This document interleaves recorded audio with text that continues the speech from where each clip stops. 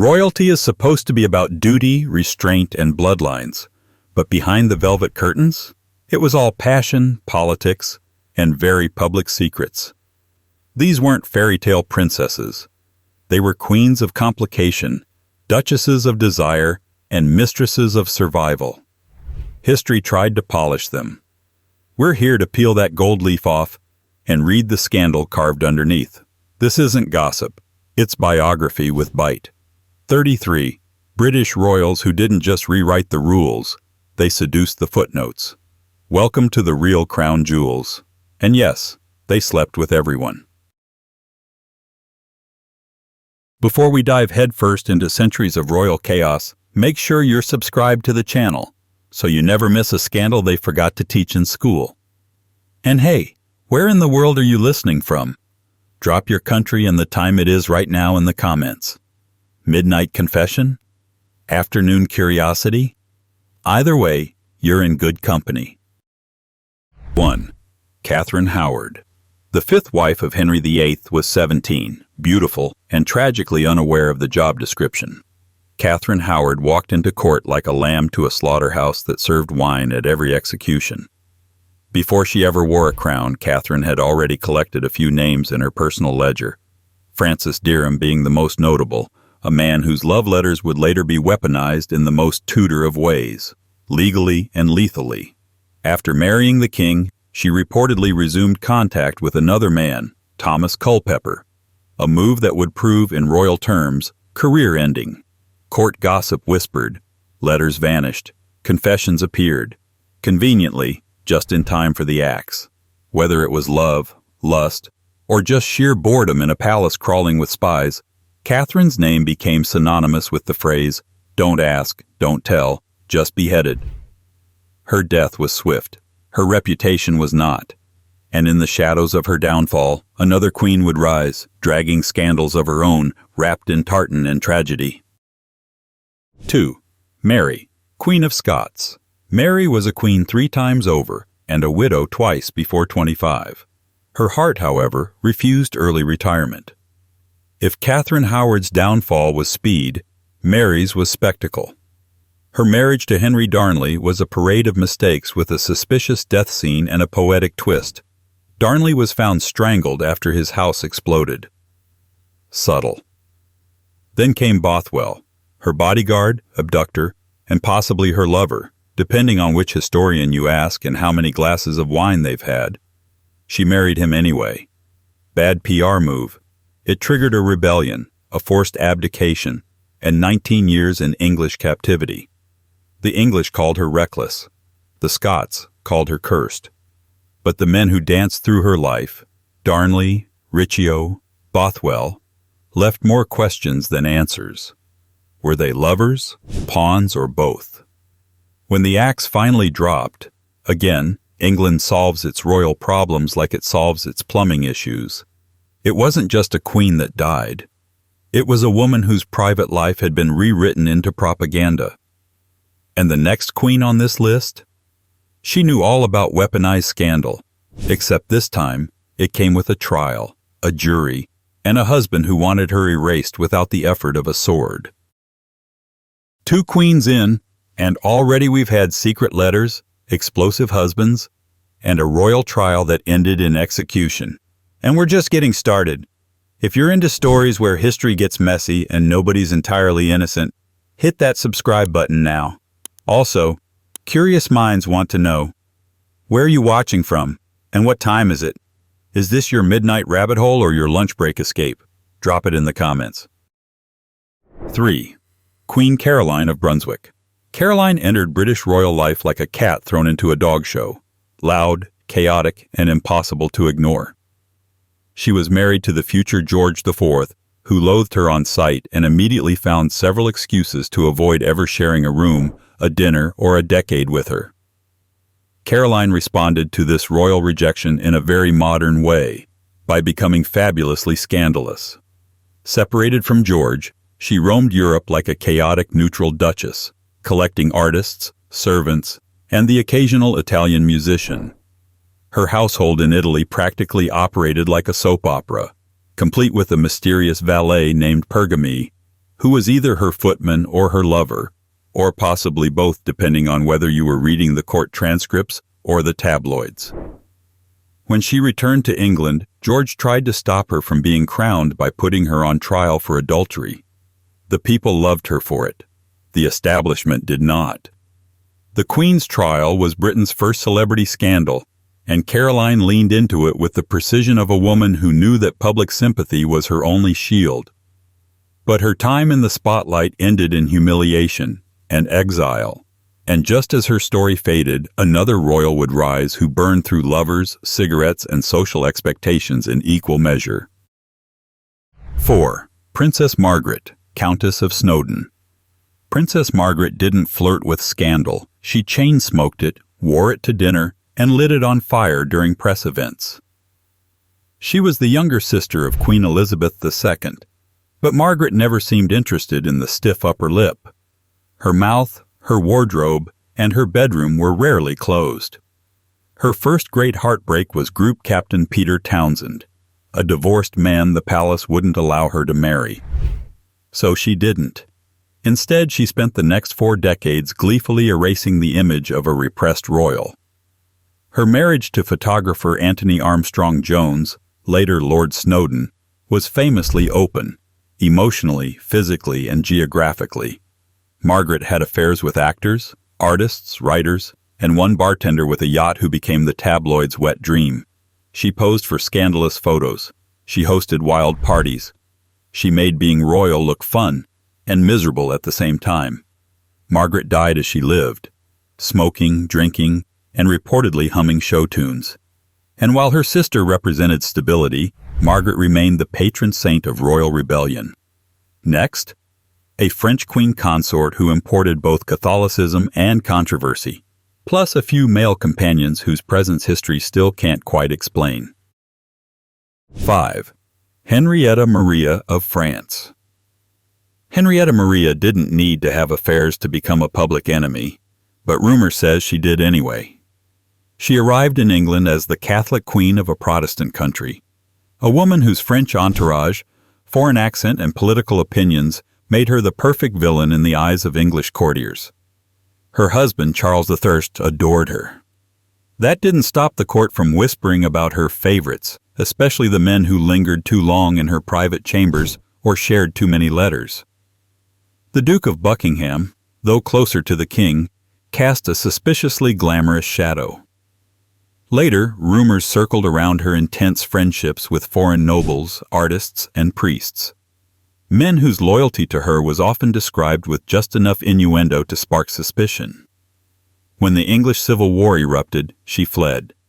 Her exile was filled with political intrigues, lonely courts, and whispered companionship. Her life never quite escaped the shadow of accusation. And just when it seemed no queen could stir more suspicion, along came one whose widowhood was less about mourning and more about moving on. 6. Queen Isabella of Angoulême. When King John died, Isabella of Angoulême didn't slip into black and retreat to a convent. She returned to France and reportedly began collecting lovers like seasonal fruit. Young, beautiful, and rich, she became the medieval version of newly single and thriving, and the French court took notice. Chroniclers, never unbiased, claimed she conducted multiple affairs with knights, nobles, and even clerics. Some reports paint her as a femme fatale. Others say she was just a politically savvy widow with an eye for power and pleasure. Either way, her romantic life became legend, much to the embarrassment of her English in-laws. She married again, to a much younger count, and maintained a lively, if not entirely faithful, second act. Isabella died in a nunnery, but her legacy didn't wear a habit. It wore silk, kissed kings, and left behind a reputation far too vivid for the history books to sanitize. Which brings us to the Virgin Queen, whose bedroom door was famously closed, but whose heart hosted a court of ambitious men with poetic intentions. 7. Queen Elizabeth I. They called her the Virgin Queen, which, if you asked any 16th century gossip, meant exactly the opposite. Elizabeth I never married, but she was rarely alone. Her court was a theater, and her leading men were the kind who died dramatically. Robert Dudley, Walter Raleigh, the Earl of Essex. They weren't just courtiers. They were companions, confidants, and possibly more, depending on whose love letters you believe. Elizabeth ruled with flirtation as a weapon. Her virginity became political currency, and she spent it daily. Metaphorically, of course. Foreign ambassadors reported on her romances like sports commentators. Her ladies-in-waiting got pregnant by her favorites. And Elizabeth? She remained untouched by scandal, yet entirely made of it. To this day, historians argue whether she truly stayed celibate. But maybe the better question is, why do we care? Her love life was a riddle, a performance, and an unconfirmed rumor. And before Elizabeth made it art, her cousin made it infamous, starting with a married king and ending with a royal scandal still whispered centuries later. 8. Mary Boleyn. If Elizabeth was the mystery, Mary Boleyn was the headline. Before Anne ever caught Henry VIII's eye, Mary had already warmed the throne, unofficially. She was the king's mistress, possibly the mother of his illegitimate children, and definitely the subject of much court envy. But Henry wasn't her only royal notch. Before him, Mary was reportedly the mistress of Francis III of France, who rather poetically referred to her as my hackney, implying she was well-ridden. Subtlety was not the French king's strength. Back in England, Mary's reputation was that of a beautiful woman who played the game too well, and then lost. Her eventual marriage to a commoner was both a punishment and a relief. She faded from court, but never from the stories. Her romantic history was used to smear her sister Anne, to mock her children, and to build the legend of the other Boleyn girl. And next, a royal sculptor's daughter who became a duchess, posed for bohemian painters, and may have bedded half the Victorian elite before breakfast. 9. Princess Louise, Duchess of Argyll. Princess Louise was Queen Victoria's wild card, artistic, defiant, and disinterested in the suffocating tedium of being a royal ornament. A talented sculptor, a vocal feminist, and possibly the only one of Victoria's children who'd seen a naked man not for war or science, but inspiration. She was married off to the Marquis of Lorne in what looked like a progressive union. He wasn't royal, just very, very noble. And yet, even by Victorian standards, their marriage was quiet. Too quiet. Rumors swirled around her close friendships with artists and intellectuals, some of them notably male, some strikingly handsome. Whispers followed her relationship with her sculpting tutor Joseph Edgar Boehm, especially after he allegedly died in her studio under deeply suspicious and probably fabricated circumstances. There were even bolder rumors about a possible illegitimate child, hushed into oblivion. Louise never denied anything. She simply lived. And when her chisel fell silent, her reputation only grew louder, paving the way for a noblewoman who wouldn't just flirt with poets. She'd rewrite their endings. 10. Lady Caroline Lamb. Lady Caroline didn't just break hearts. She broke windows, reputations, and the occasional social engagement. Though not born royal, she married into a family so entrenched in British power that she had more proximity to monarchs than half the crowned heads of Europe. She became infamous for her scandalous affair with Lord Byron, whom she described with unsettling accuracy as mad, bad, and dangerous to know. Their relationship was a full-blown public disaster. She stalked him. He wrote about her. She wrote about him harder. But Byron wasn't her only romantic misadventure. She waltzed through London's elite with a glittering madness, attracting lovers, rumors, and lawsuits. Her behavior often veered into the theatrical, but underneath the madness was a woman unhinged not by love, but by freedom in a world that demanded submission. Caroline lived too loudly, wrote too honestly, and burned too brightly for her time. And as she descended into obscurity, the next queen stepped onto the stage, wearing widow's black and keeping secrets like precious heirlooms. 11. Queen Victoria. She was the emblem of propriety, the iron matriarch of a vast empire, and the last woman you'd expect to be on this list. But Queen Victoria's emotional life was a quieter battlefield, full of whispers, handwritten notes, and an uncanny attachment to men not named Albert. She adored Prince Albert, yes, but when he died, she didn't just mourn.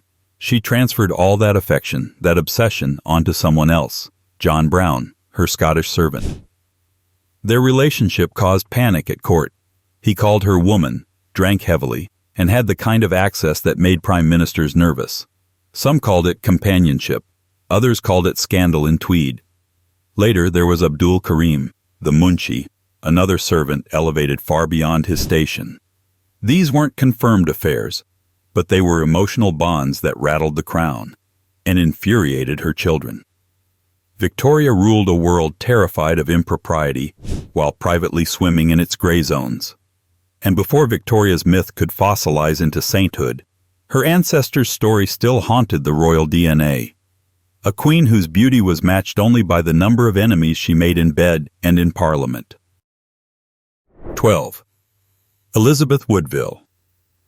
Elizabeth Woodville didn't start royal. She married into it, and even that was a scandal. As a commoner and widow, she caught the eye of Edward IV, who reportedly married her in secret, then faced down his advisors and made her queen. This might have been romantic, if it weren't for her family's meteoric rise, and Elizabeth's knack for navigating court politics with terrifying precision. But long before her coronation, Elizabeth had a past. Gossip accused her of being too experienced for a mere widow. Some even whispered she used witchcraft to seduce the king, because when women display agency, it must be supernatural. Her many children and multiple alliances didn't help her reputation. After Edward's death, her enemies tried to bury her in slander, accusing her of everything from promiscuity to treason. She died in obscurity, but not silence.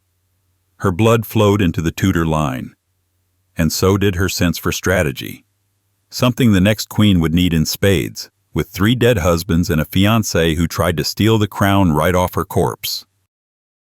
13. Catherine Parr. Catherine Parr was Henry VIII's final wife, and for once the man died first. But her story didn't end in relieved widowhood.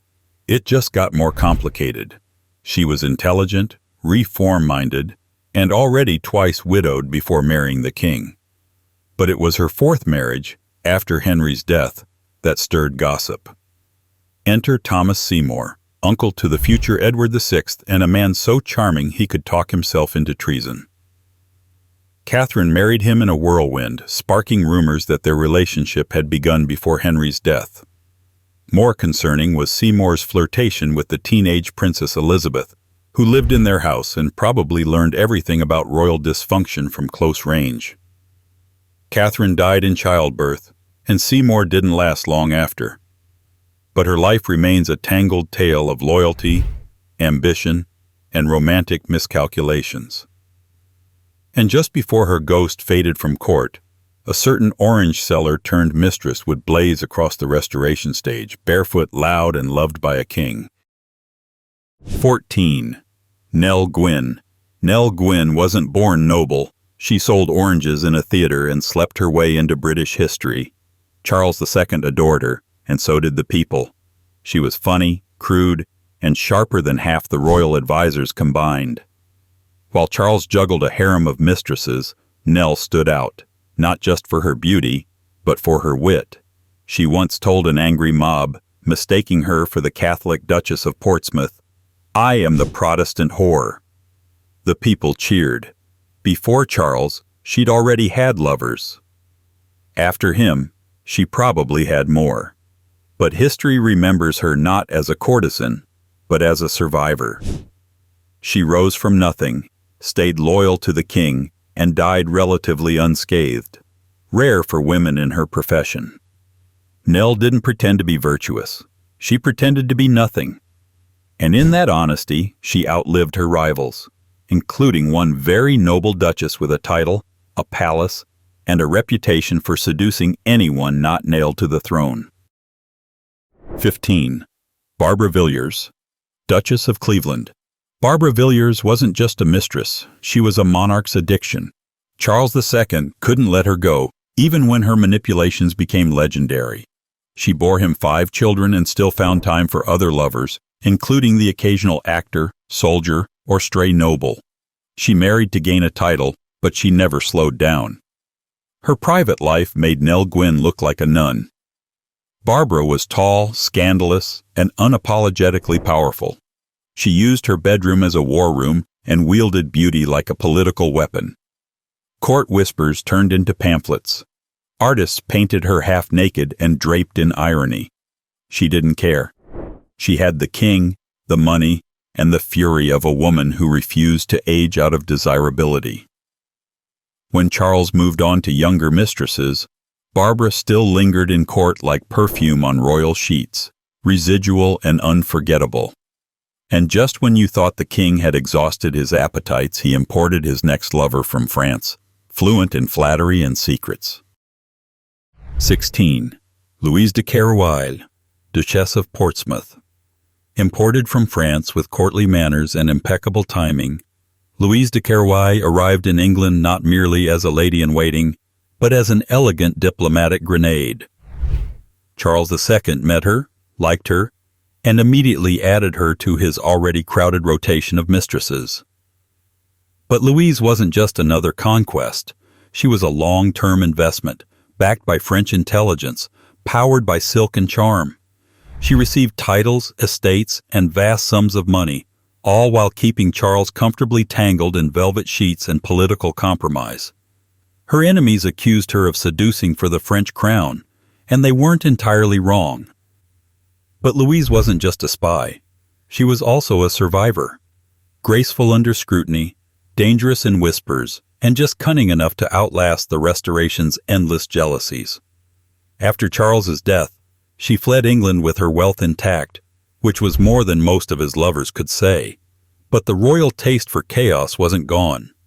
It would reappear centuries later, in pearls, eyeliner, and the shattered glass of a fairy tale gone wrong. 17. Diana, Princess of Wales, the People's Princess. The world watched her marry, mother, smile, and fracture, all under the flashbulbs of a press that fed on her loneliness. Diana Spencer entered royal life at 20, naive, radiant, and immediately trapped. Her marriage to Prince Charles began with a fairy tale kiss and ended in emotional Cold War. And in that emotional vacuum, Diana sought warmth elsewhere. James Hewitt, Dodi Fayed, Hasnat Khan, names the tabloids chewed through while missing the point entirely. Diana wasn't promiscuous, she was human. Desperately so. She wanted love, loyalty, understanding, things the crown seemed allergic to. Her post-divorce life was a collision of public adoration and private despair, punctuated by affairs that were more about identity than rebellion. When she died, the world mourned her like a fallen saint.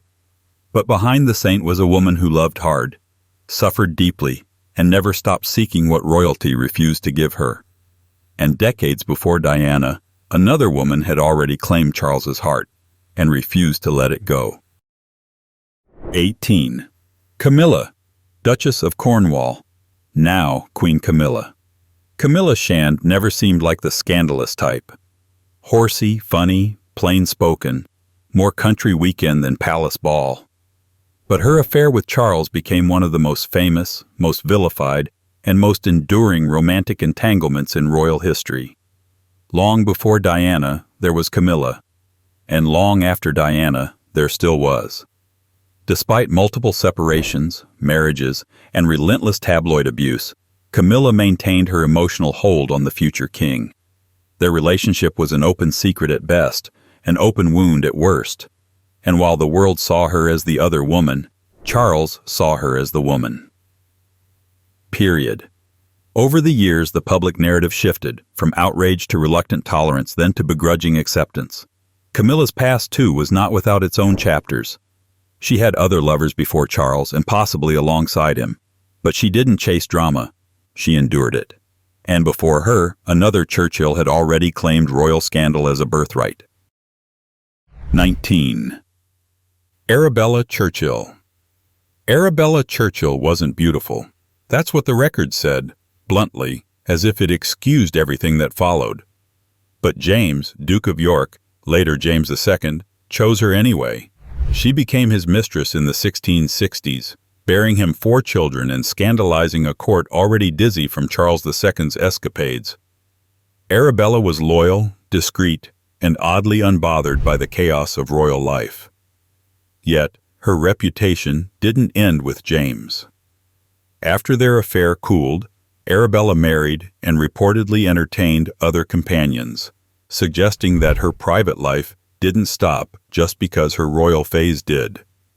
In a court where beauty was currency, Arabella traded in intelligence and endurance. She outlived most of her rivals and died respected, which in 17th century England was a small miracle for a woman with royal bastards. Arabella kept her secrets, but her descendants didn't. One of them would charm a future king and become the great-grandmother of a queen whose scandals would make headlines centuries later. 20. Alice Keppel. Alice Keppel didn't seduce Edward VII. He pursued her, and she simply knew what to do once he caught up. Intelligent, polished, and married, of course, Alice became the king's long-standing mistress and possibly his emotional anchor in an otherwise bloated royal life of excess. She wasn't the first. She certainly wasn't the last. But Alice was different. She didn't just provide companionship, she provided calm. While Edward feasted on debauchery, she managed his moods, soothed his temper, and charmed his courtiers. Even Queen Alexandra tolerated her, if only because Alice made the king marginally less intolerable. After Edward's death, Alice faded gracefully from court, but not from history. Her great-granddaughter? Camilla Parker Bowles. The royal cycle has a wicked sense of humor, and long before Alice took tea with a king, another Churchill had already weaponized intimacy, both emotional and rumored, for political power, royal favor, and centuries of historical side-eye. 21.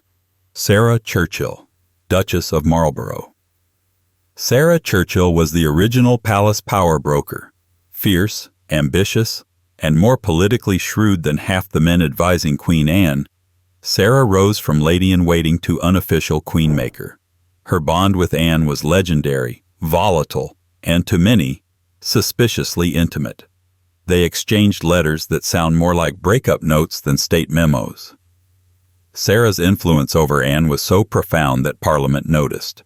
So did the courtiers, who began whispering that their relationship wasn't merely political. Enter Abigail Masham, Sarah's rival. The Queen's attention shifted, and Sarah's fall from grace was operatic. Though there's no definitive proof of romance, the rumors refused to die. Sarah's emotional entanglements and power plays blurred every line between friendship and possession, influence and intimacy. She outlived Anne, wrote scathing memoirs, and reshaped her image into legend. And Anne? Her story remains one of royal loneliness, emotional dependency, and possibly the most quietly controversial love triangle in British history. 22. Anne, Queen of Great Britain.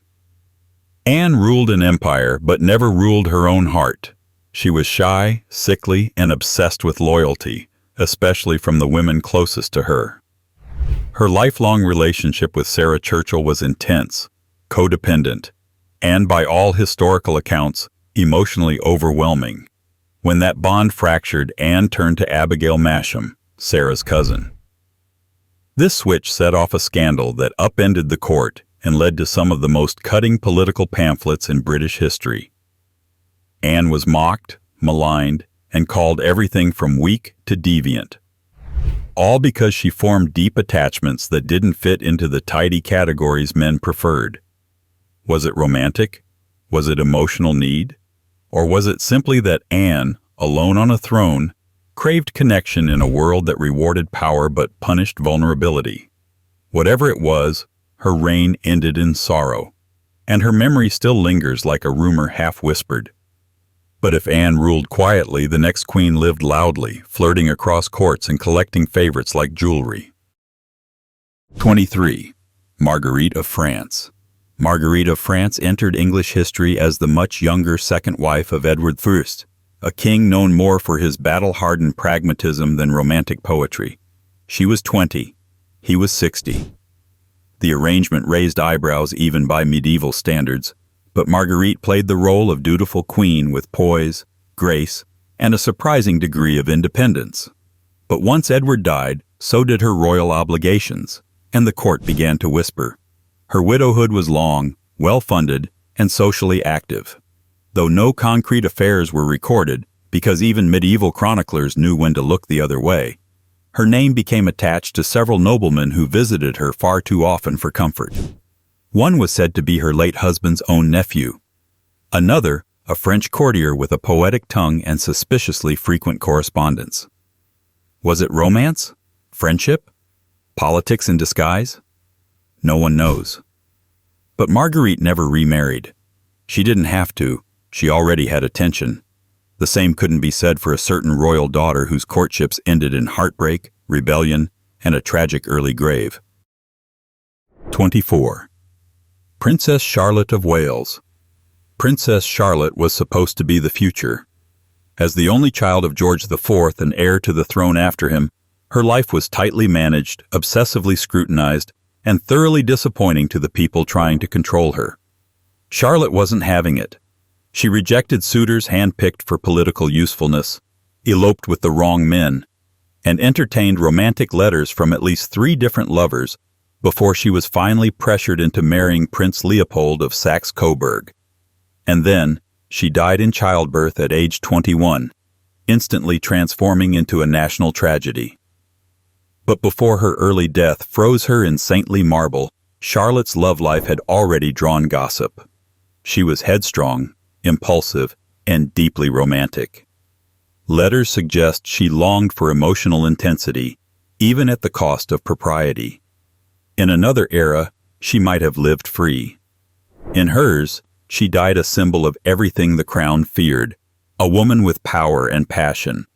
And just before her name could fade, another princess stirred up royal bloodlines with a lover she could never officially name. 25.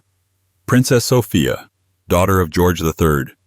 Princess Sophia lived her life in the soft shadows of Windsor, polite, invisible, and entirely overlooked. But behind the lace curtains and dull embroidery circles, she harbored a secret that exploded like a firecracker in slow motion, an alleged illegitimate child. The father? A retired army officer named Thomas Garth, who remained near her household far longer than coincidence allowed. The rumors were so persistent that George III's court undertook a quiet campaign of denial. Officially, no child existed. Unofficially, the evidence was everywhere. Sophia never married, never left her bubble, and never admitted anything. Her life became a symbol of how royals are allowed to breathe, but never deeply. Even in the privacy of palace walls, her body and decisions were subject to protocol, not desire. Sophia's life whispered, but her scandal shouted.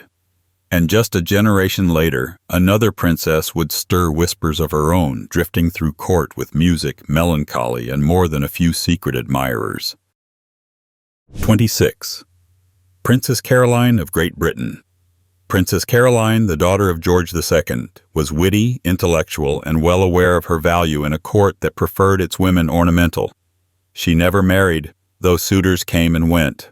Some publicly rejected, others possibly rejected in private with far more intimacy than her official records suggest. She had a lifelong friendship with Lord Hervey, a man whose sexuality was as fluid as his politics. The two wrote letters full of veiled affection, biting humor, and deeply personal commentary, leading some historians to speculate that their relationship was more than just friendship. And yet, Caroline's name was kept relatively clean, despite the rumors of additional companions and court flirtations. She lived into old age, sharp-tongued and unmarried, a royal anomaly who refused to trade her autonomy for a dull marriage. But the next princess on the list wouldn't fare so quietly. Her passions left traces, letters, and at least one broken-hearted poet in their wake. 27. Princess Amelia, daughter of George II. Princess Amelia was spirited, athletic, and perhaps the most independent of George II's daughters. She loved horseback riding, music, and, reportedly, men who didn't meet royal approval. The most notable was Thomas Hervey, a witty and charismatic noble with a dangerous streak. Rumors linked them romantically, though no formal relationship was ever acknowledged. Later, Amelia became entangled in whispers surrounding other men, some courtiers, others from military ranks. None resulted in marriage. She lived her life on her own terms, even serving as Ranger of Richmond Park, an unusual role for a royal woman at the time. Her status allowed her freedom, and she used it to pursue interests, and possibly lovers, without asking permission. Amelia died unmarried, childless, and without scandalous headlines. But the stories remained. And while she dodged political consequences, the next queen on our list faced moral judgment from every side, ruling in chaos and rumored to have found comfort in arms far from her husband's. 28. Matilda of Boulogne. Matilda of Boulogne was no passive consort. Married to King Stephen during one of England's most chaotic periods, the Anarchy, she ruled, rode to battle, and negotiated like a general in silk. While her public life was defined by war, her private life was riddled with speculation. Chroniclers wrote that Matilda kept close companions, especially during her husband's absences. Some were loyal knights, others were less clear in title but suspicious in proximity. She was a queen in every sense, politically savvy, bold, and loyal to Stephen even when it cost her peace.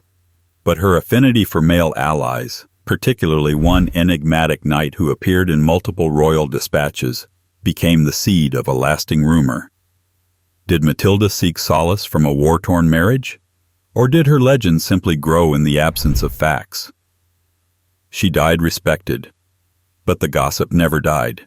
And neither did the speculation surrounding a quiet, docile queen who birthed a dynasty, and may have loved before the crown found her. 29. Elizabeth of York.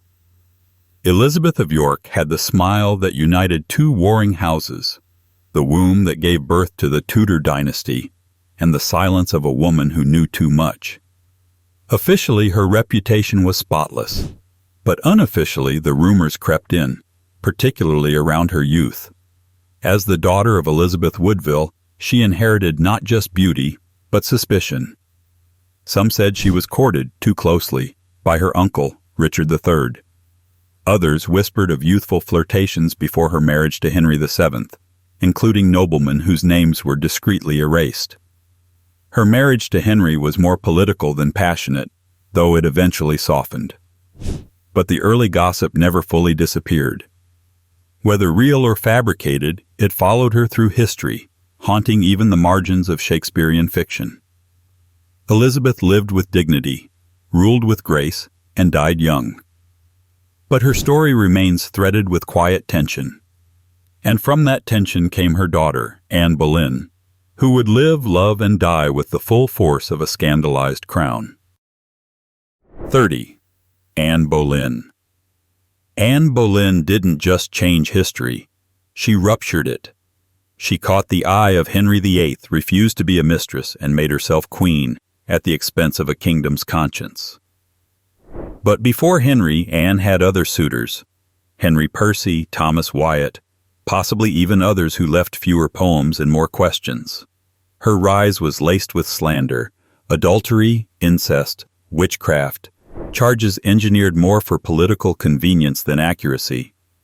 Anne's downfall wasn't just about her body, it was about her power. She held the king's heart until he turned on her with terrifying speed.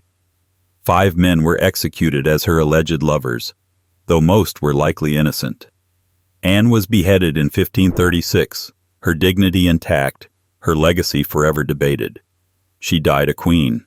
She lived a revolution. And before her, another queen had played the game longer, risked more, and left behind a trail of passion that stretched from Aquitaine to England. 31. Eleanor of Aquitaine. Eleanor of Aquitaine didn't just marry kings, she made them. She was Queen of France, then Queen of England, and arguably more powerful than both husbands combined. But what Eleanor is remembered for, beyond crusades and crowns, is the sheer scale of her legend. Before she ever wore a coronet, she was Duchess of Aquitaine, the wealthiest and most sought-after heiress in Europe. And with that came a long trail of romantic rumor. Poets adored her. Troubadours followed her. Some chroniclers accused her of keeping a court of male admirers, flirtations that blended courtly love with political leverage. During her marriage to Louis VII of France, she was blamed for everything from dressing too boldly to possibly having an affair with her own uncle. When she left Louis and married Henry II, the scandal wrote itself. Even as Queen of England, her independence stirred rumors, especially during her long estrangement from Henry. Whether legend or fact, Eleanor's lovers became part of her mythology, and from that legacy came her great-granddaughter in scandal, a woman whose heart defied royal control from the moment she was old enough to marry. 32. Joan of Kent. Joan of Kent, also known as the Fair Maid of Kent, turned 14th century England into her personal romantic epic. Before she married Edward, the Black Prince, father of Richard II, she had already defied tradition by secretly wedding a soldier, Sir Thomas Holland. The problem? She later married another nobleman while Thomas was away. When he returned and asserted his claim, the royal court had to unravel the whole affair like a medieval soap opera. Eventually, her first marriage was upheld, but her audacity shocked the royal family, and rumors spread of other flirtations prior to both weddings. Her final union with Edward was a love match, rare and scandalous at the time. Yet even in marriage, court gossip clung to her. She was admired, envied, and quietly condemned for being a woman who made choices, romantic and political, on her own terms. And the consequences of those choices echoed into the next generation, where her granddaughter would become Queen of Scots, and famously make passion a political liability. 33. Margaret Tudor. Margaret Tudor, the sister of Henry VIII, was never one for quiet living. Her first marriage to James IV of Scotland was political, but it blossomed into mutual respect and affection. Then he died in battle, and Margaret's decisions became less queenly and more complicated. As Regent of Scotland, she married Archibald Douglas, Earl of Angus, without her council's approval, and ignited political chaos. That marriage collapsed amid accusations of betrayal and adultery. Margaret fled, schemed, and eventually divorced, an extraordinary act in the 16th century. She married again, this time to Henry Stuart, a man whose loyalty wavered with the wind. Throughout these unions, rumors of affairs swirled, especially during the periods when she was separated from her husbands but still quite publicly social. Margaret's legacy isn't just as the grandmother of Mary, Queen of Scots. It's as a woman who loved recklessly, ruled turbulently, and left behind a trail of romantic upheaval that shaped British dynastic politics. And in that, she closes the final chapter of this procession of queens, princesses, and duchesses who redefined what it meant to love inside a crown.